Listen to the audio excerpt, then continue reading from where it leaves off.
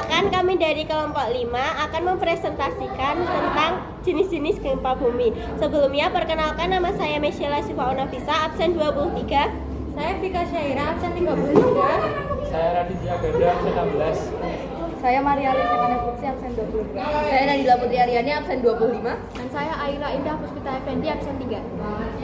Selamat menyaksikan. Baik, jadi ini adalah alat simulasi yang dibuat kelompok kami untuk menggambarkan gempa tektonik. Alat ini terbuat dari kardus bekas yang kemudian dibuat menjadi seperti ini dan ditambahi pasir sebagai tanah untuk menggambarkan gempa yang terjadi. Untuk cara kerjanya akan dijelaskan Nadila. Jadi kardus yang menyelang ini digambarkan sebagai lempengan yang mana akan menggerakkan permukaan tanah ketika terjadi gempa tektonik. Ini merupakan simulasi ketika gempa tektonik terjadi yang mana menyebabkan pergeseran tanah di atasnya dan berdampak pada lingkungan sekitar. Ya, sekarang kami akan menjelaskan.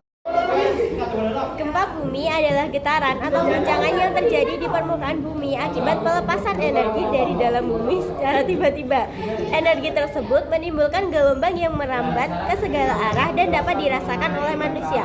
Secara umum, gempa bumi dibagi menjadi 3 jenis, yaitu gempa tektonik, gempa vulkanik, dan gempa runtuhan.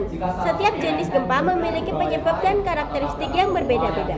Dari ketiga jenis gempa tersebut, kali ini yang kami ambil sebagai contoh adalah gempa tektonik. Gempa tektonik merupakan jenis gempa yang paling sering terjadi dan biasanya memiliki kekuatan yang besar. Indonesia sering mengalami gempa tektonik karena berada di pertemuan beberapa lempeng bumi yang aktif bergerak. Gempa tektonik adalah gempa yang terjadi akibat pergeseran tumbukan lempeng tektonik. Gerak bumi tersusun atas lempengan-lempengan besar yang terus bergerak walaupun sangat lambat. Ketika lempengan tersebut saling bertabrakan, menjauh atau bergeser, energi akan dilepaskan dan menyebabkan gempa bumi.